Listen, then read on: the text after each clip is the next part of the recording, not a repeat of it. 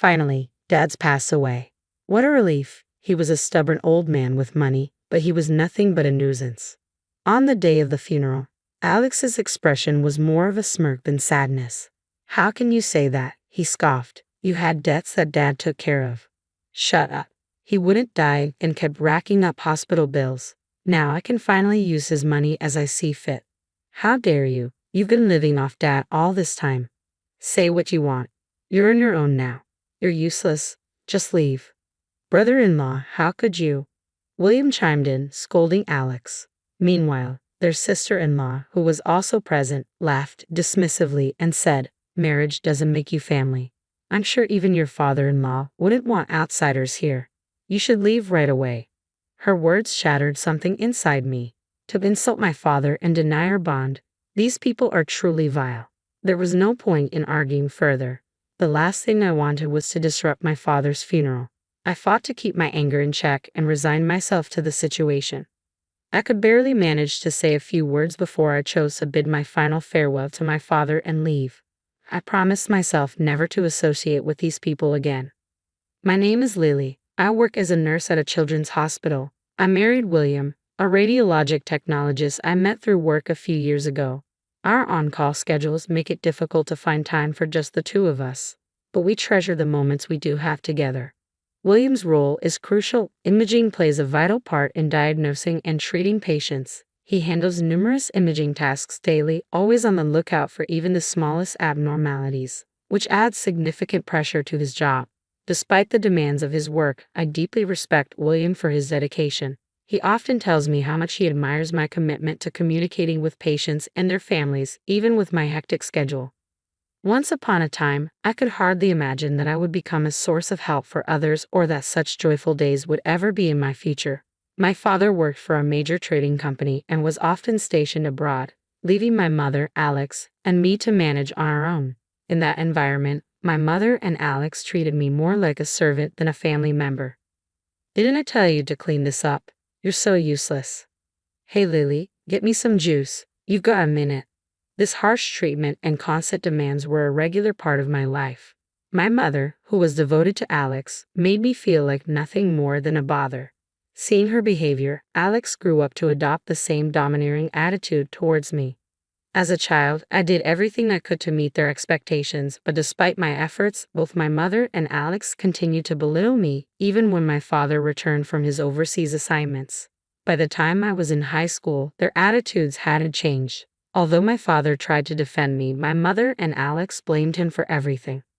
I raised these two all on my own while you were away, my mother would say. You didn't lift a finger to help, and now you're back and trying to play the role of dad? We've managed just fine without you. Don't come in here acting all high and mighty. Despite my father's attempts to argue with them, no resolution was reached. Eventually, their anger shifted from him to me. Watching this, my father felt powerless to confront my mother and Alex, fearing it would only make things worse for me. Despite his presence, he was filled with regret for not being able to change their attitudes and tearfully apologized to me. I'm sorry, but just having my father there saved me from being treated like I was useless and a nuisance by my mother and Alex. I felt as though I were lost in a dark tunnel, unsure of my own worth. Then my father told me, Lily, you're not useless. You're not a nuisance. You're part of our family, and you're a good person who belongs here. Those words were enough to keep my spirits up, even when my mother and Alex continued to belittle and order me around. Knowing that my father was there to support me kept my heart from darkening. When it came time for me to graduate high school, my mother insisted that I start working immediately, forbidding me from attending college. Meanwhile, Alex, who barely studied, was allowed to go to a private university and waste his time. Despite this, my father refused to stay silent. He asked me what I wanted for my future and assured me that I could make my own choices. His support gave me hope and a sense of direction for my own path. After years of being at the beck and call of my mother and Alex, I had never really considered my own future.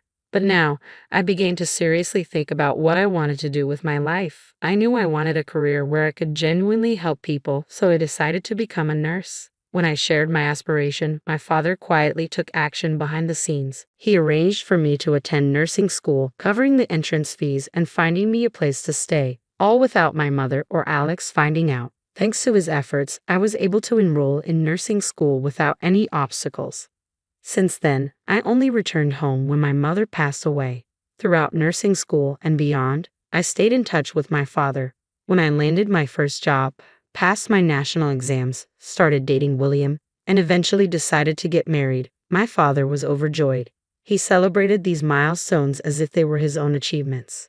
Meanwhile, I worried about him being alone at home, but he always reassured me, saying, "I'm fine," and dismissed any concerns I raised.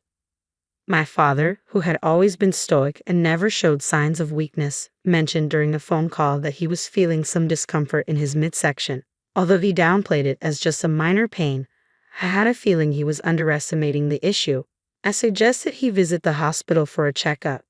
A few days later, he called to say that his endoscopy had shown no issues. I felt a sense of relief, but my husband, William, was not entirely convinced. He pointed out that an endoscopy might not detect all problems and recommended a cancer screening as a precaution. I passed on William's suggestion to my father and urged him to follow through. The results of the cancer screening were a devastating blow. My father had pancreatic cancer. Although the diagnosis was shocking, we were relieved to learn that the cancer was still at a stage where it could potentially be removed through surgery. My father was soon admitted for the operation.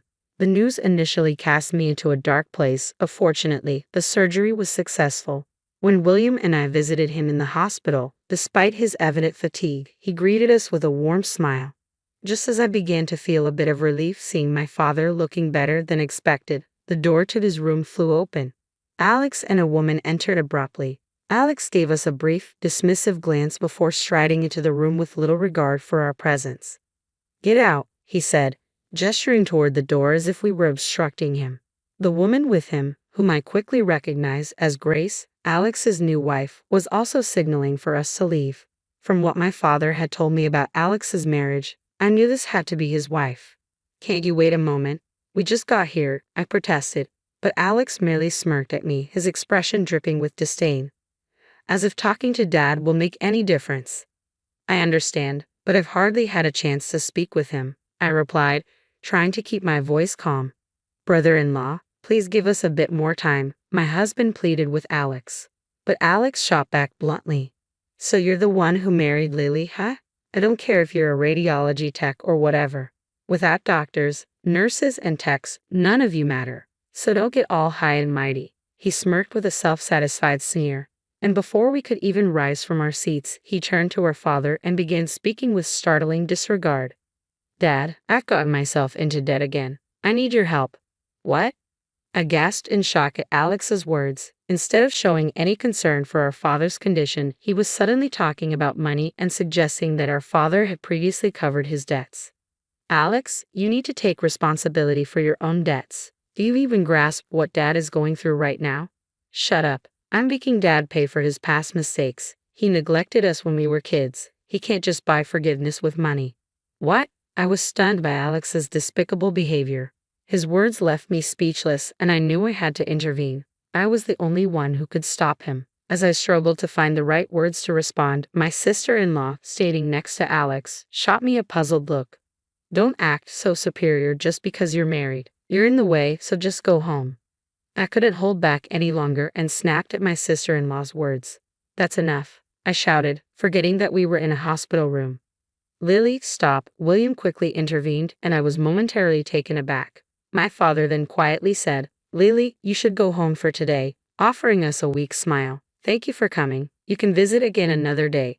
At my father's words, Alex and his wife looked smug and victorious. I felt a gnawing unease about leaving my father alone with them. Despite feeling guilty for my outbursts in the hospital room, I knew I couldn't continue the argument and reluctantly left. Over the next few days, I anxiously worried about my father and the tension between him and Alex. Then one day, my father developed complications. The shock of his deteriorating condition was immense. His physical and mental strength waned as he struggled to eat properly, and despite the attending physician's best efforts, he passed away a few weeks later. The grief was overwhelming, but I had no time to dwell on it. Alex and his wife were entirely unhelpful, so William and I had to handle all the funeral arrangements ourselves. On the day of the funeral, as I greeted the attendees and waited for the service to begin, Alex displayed an appalling lack of respect for the occasion. He grinned broadly and said, "I'm so relieved Dad is finally gone. He was so stubborn and only cared about money. What a nuisance." "What?" I was stunned. "Dad took on your debts and you're still speaking ill of him." "Shut up," Alex snapped. "His medical bills were overwhelming, and now I can finally access his money as I see fit." "How can you be so callous?" I demanded. "After everything Dad did for you, you still criticize him. Say what you want, but no one's on your side anymore. Just get lost." I couldn't believe my own brother-in-law's behavior. Even as William stood up for me, our sister-in-law smirked and waved us away. "Being married into the family doesn't make you a real part of it. I'm sure even your father-in-law wouldn't want outsiders hanging around. Just go home." Her words were a breaking point for me.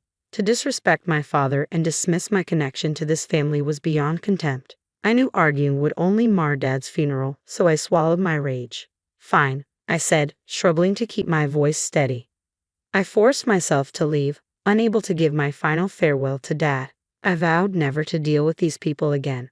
However, the next day, my phone was bombarded with calls from Alex and his wife. I had a strong suspicion about what they wanted, but I chose to ignore them. I figured if I kept avoiding them, they would eventually give up. But Alex proved me wrong. He hired a detective to track me down and showed up at my apartment. "Why aren't you answering your phone?" he demanded as soon as he saw me. "We've been trying to reach you for ages. Come out here. Do you have any idea how much trouble we went through to find you?" As soon as they saw me, they began venting their frustration, bombarding me with their grievances before I could even respond. "Is that lawyer telling the truth? That all of Dad's inheritance goes to you? That can't be right, can it? We're siblings, so the inheritance should be divided equally. Besides, you're the younger one, so you should get less." When I didn't respond, Alex's anger flared. "Say something." It was ironic that they were the ones cutting me off when they hadn't given me a chance to speak. "What the lawyer said is true. I was just as shocked when I found out." "No way. So you're saying you get all of that $10 million? I'm not going to accept that." "Whether you accept it or not doesn't change anything, Alex. The decision has already been made. You think you can talk back to me? You've always been useless and you couldn't even help Dad when he needed you. You should just do as I say from now on." Alex was determined to get his hands on the inheritance, refusing to face the reality of the situation. But his efforts were in vain. Our father had explicitly excluded Alex from the list of heirs, and no amount of resistance would change that. "No way. That's a lie, Alex. You made Dad cover your gambling debts under the guise of atonement. On top of that, you used Dad's stockholder benefits without permission and sold his belongings." Dad had taken steps to ensure Alex couldn't inherit his property, citing various incidents involving Alex and my sister-in-law as reasons. "What you've done is more than enough to forfeit any claim to the inheritance. Take what's yours and leave. Don't ever come near me again." As Alex and his wife listened, their angry shouts subsided and their faces turned ashen with realization. Leaving them to grapple with their new reality, I started to head back to my room. My sister-in-law's voice, strained and desperate, cut through the silence. "Wait, please, share the inheritance with us." Even now, my sister-in-law was pleading for a share of the inheritance. When I gave her a cold look, she started to babble frantically. "We didn't even need to be asked. We assumed we'd get Dad's inheritance, so we bought a condominium in the Highlands. We borrowed money from a risky lender, thinking we could pay it back quickly. If we don't settle it soon, the interest will be unbearable. Please share some of the inheritance with us." It turned out that Alex and his wife had not only purchased the condominium but had also indulged in a lavish lifestyle after Dad's passing, gambling more than usual and splurging on designer clothes. "That's not my problem," I replied flatly. Alex, clearly in panic, shouted, "You've always followed my orders before. You should just do as I say now." "When did this happen?" I snapped back at Alex. "I've built a life where I'm respected and contribute to society. I'm not the person I was back then. Don't think you can manipulate me forever." As my voice rose to match his, Alex collapsed to his knees and clung to me, sobbing. "Alex is asking for family support. You should help him," my sister-in-law chimed in, raising her voice as well.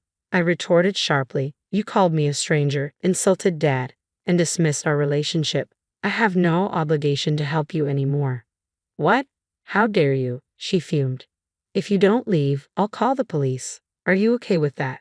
At the mention of the word police, Alex and his wife bolted as if in panic. At the memorial service that followed, I encountered relatives who were still fuming over Alex's behavior. They recounted how Alex and his wife had botched Dad's funeral with their disorganized speeches and lack of decorum, leaving everyone in shock. After a lawyer informed Alex he had no claim to the inheritance, he had tried to track me down through our relatives. When they refused to reveal my whereabouts, he resorted to hiring a detective. When that failed, Alex ended up begging relatives for money, but they turned him down flatly. With no other options, Alex and his wife had to flee with nothing but the clothes on their backs to escape their creditors. Months later, it seems they're still caught in a cycle of evasion, perpetually on the run from their debtors. I can only imagine how weary his wife must be of this life, but she likely can't leave him and they must be constantly at odds. Meanwhile, William and I, unable to attend my father's funeral, make a point of visiting his grave once a month. Thanks to my father's support, I've become a nurse and found the love of my life through my career. I intend to honor his memory every day by giving my best in all that I do.